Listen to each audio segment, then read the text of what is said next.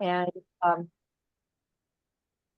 we want to thank everybody for coming, and we want to tell you just a touch more about WEED and put in a pitch. We're looking for volunteers to help with the board and to help with the monthly newsletter.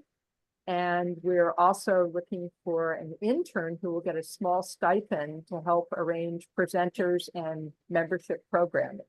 So if you're interested, please send us a letter of interest. And so thank you very much, Patsy. And let's go on to the question and answers. So we'll stop this recording now. We started the second, and we're ready for questions. So you can either raise your hand on the screen or in the chat. Do you have any questions? Well, I have some questions. How can we support you in these projects? You know, we're all artists sprinkled around the country, but what can we do? Spread the word. What are the things that would be useful for your projects? I saw you at Pioneers, and you were working with a group from Chiapas? From Oaxaca. From Oaxaca. And you just made all these wonderful connections around the country, so around the world. So what can we do as or artists in general do to help? I'm not sure what you can do, but I pretty much depend on grants to do the work I do. Sometimes you get them and sometimes you don't. And so I'm going to continue. I just, you know, as a course of action, I just continue to apply constantly for grants. Gosh, I don't, you know, there are ways to support. I'm trying to think exactly how. One is always finding spaces to exhibit works. I tend to work a lot with universities now, or it's kind of become that. And the universities are usually universities, apart from San Francisco Art Institute. The last two exhibitions have been universities that have conservation programs and biology programs and are somehow connected to the environment of Peru. So I very much like presenting within the context of universities. There tends to be, in some ways, I think, a deeper dialogue with all of the relevant issues. And so that's much appreciated. But as an independent, it's difficult to find spaces. So if anyone has any recommendations on spaces and where they feel, you know, there might be interest to exhibit along these lines, I'd be happy to hear about that. Are there any questions from the audience? I had another question, which is if you would talk a little bit more about your relationship with your mother and what you did learn about Peru from her early, and then how this has changed, or just to talk about that. That's a sweet question. Yeah. So I unfortunately did not grow up in Peru, although came to Peru always my whole life, you know, to visit my family here. I grew up mostly in the West and was never formally educated about anything particularly Peruvian. So I really had to take it upon myself. I think, you know, I mean, I guess I'm grateful to my mother she's no longer, for providing this incredible culture as part of my, let's say, DNA. It's taken me a while to finally engage in immersing myself in what is my maternal culture, but I'm so grateful for the opportunity to do it and to have the blood connection to it, because it just never ceases to astonish me. Thank you. We have a question from Christina Bertia. Mm-hmm. Yeah, Should I? Oh, here. Thank you, Patsy. Can you hear me? Yes. Yes, I can hear you. Yes, I always wonder how it works. So I'm assuming there was a lot of community input in the design of the project that you're working on now, but what happens after it's completed? Like who maintains it? How is it fully owned by the community then? Do they feel committed to maintaining it? Like what happens with these projects? I'm curious about that. Well, so the last project was there were three collaborators: myself, my friend the architect, and the school, the director of the school. Mm. The school is a public school, and so it is for the students of the school and for the families of the students of the school. It's for them. It's for them to use in however they see fit. It's for the director of the school to continue. It's kind of she has a very ecologically focused curriculum with the school.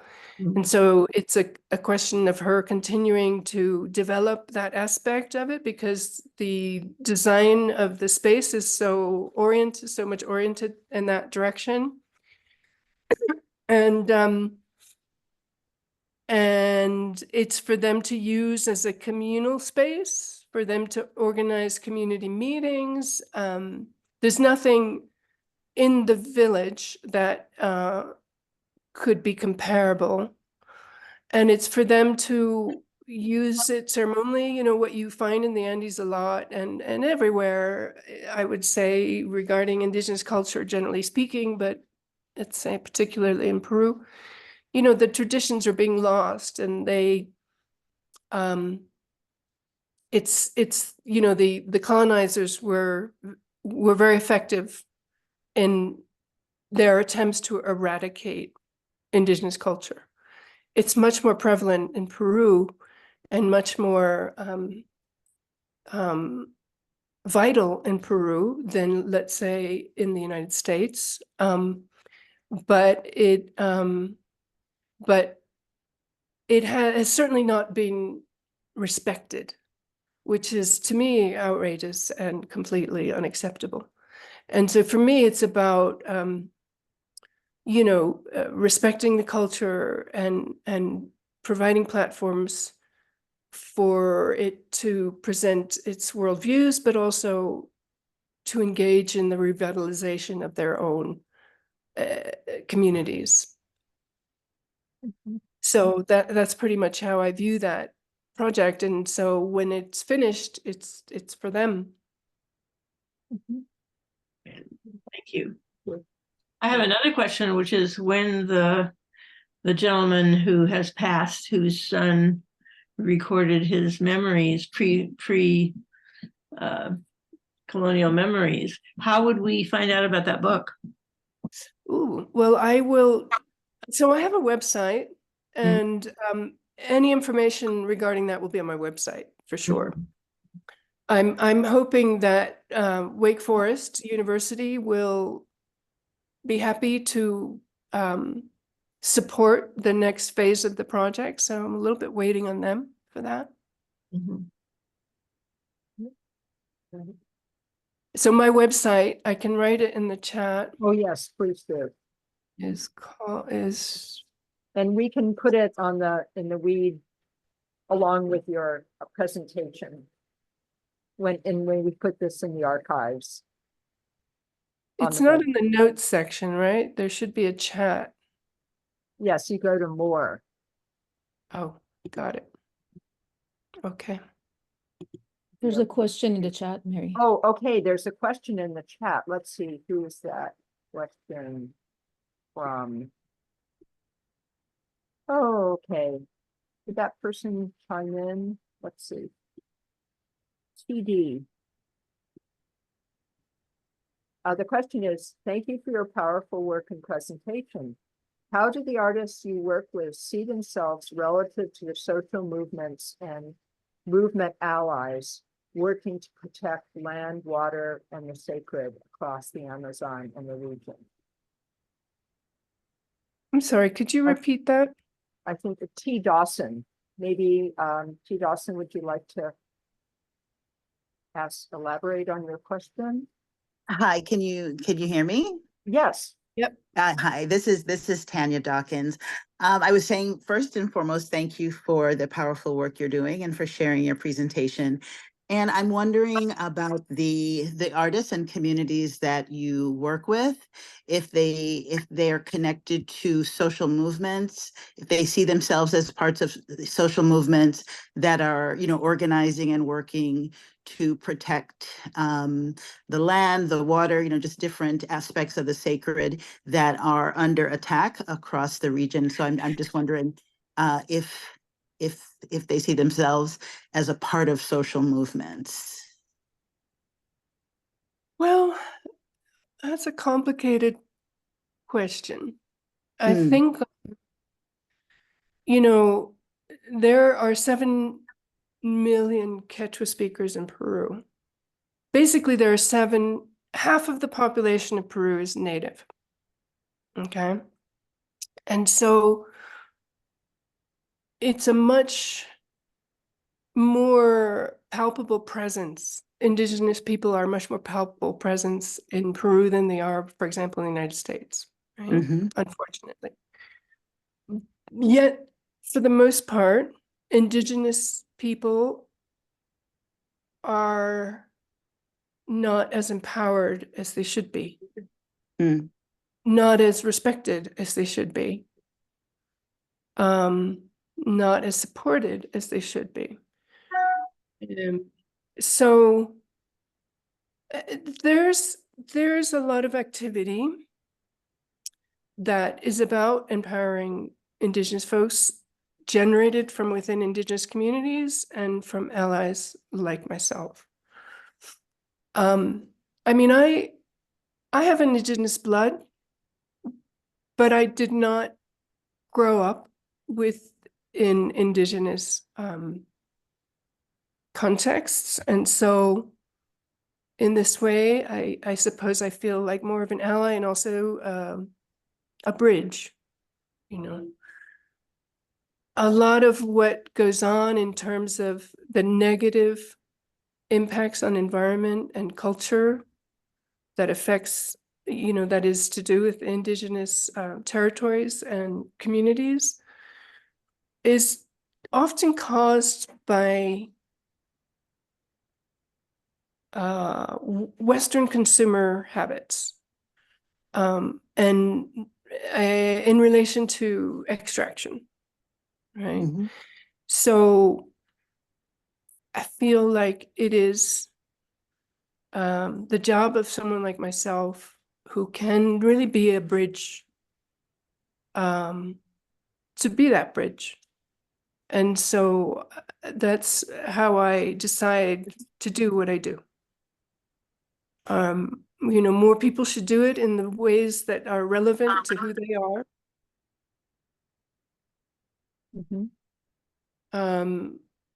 And I think especially at this point in our sort of human evolution, where we are doing a really good job of destroying the planet, to listen to Indigenous worldviews is intrinsic to all of our well-being. So I have a lot to learn and I have a lot to do. Thank you. Thank you for that question. Thank you for the answer.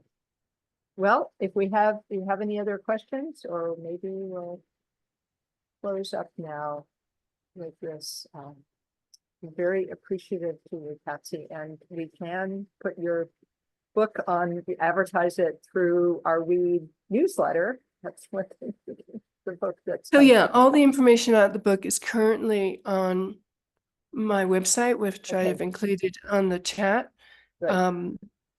I can provide people with a PDF of the Spanish translation. Mhm.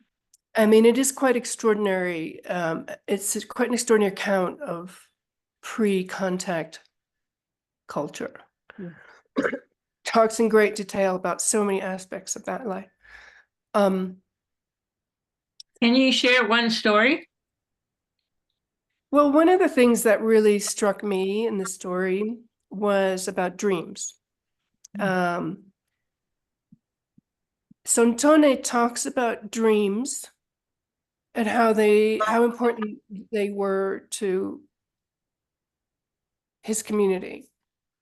And, you know, in the Amazon, by the way, we say community, we don't use the word tribe. I quite like the word tribe, but in the Amazon, it's considered offensive because it's basically a Western imposed label. So anyway, we use the word community, but it can be interchanged with the word tribe. So the dreams are a big part of many aspects of the culture of these communities. And one of the ways in which they talk about dreams, for example, and it's very different to anything Western that we would,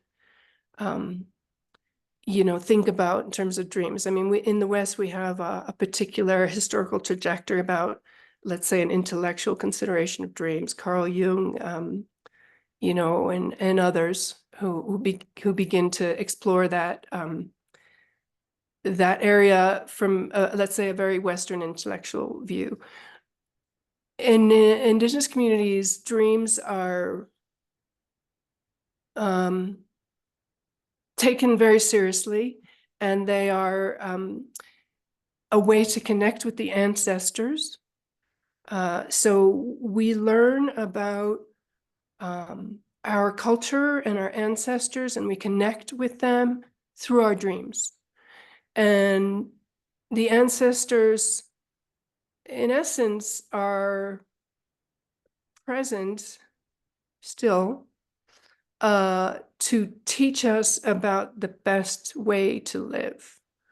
The best way to live with nature and with each other, right? And so, you know, they talk about hunting. So there was a time when trees and animals were people, right? That's very much part of origin stories. The time when everything was people, right?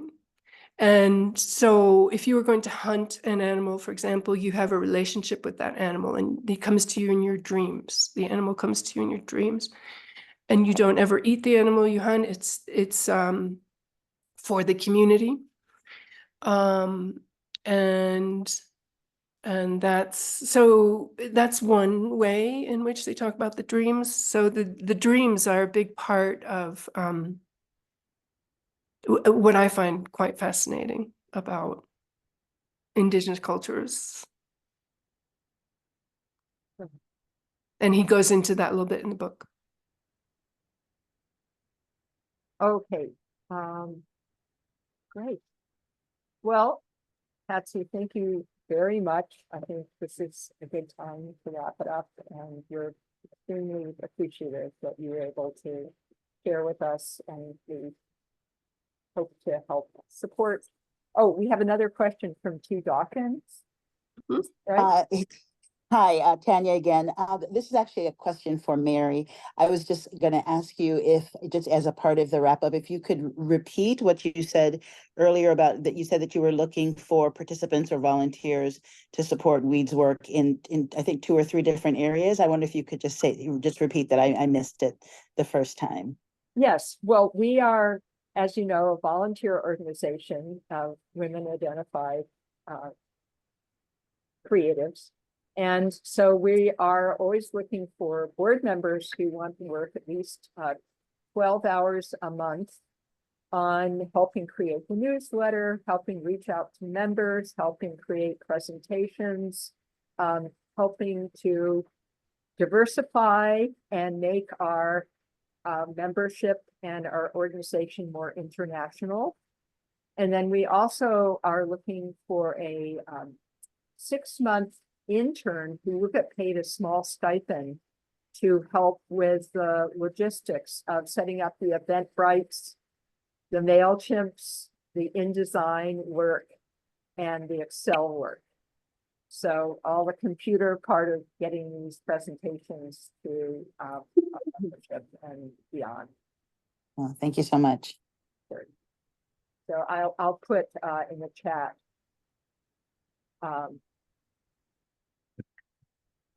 This. Sure. All right, that's our information, our email. Okay, well, thank you very much, and we really enjoyed it.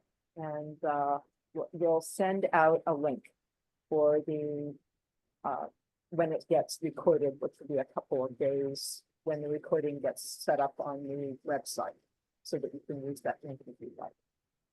All right. Thank you again. Have a lovely afternoon, evening. Thank you. Thank you.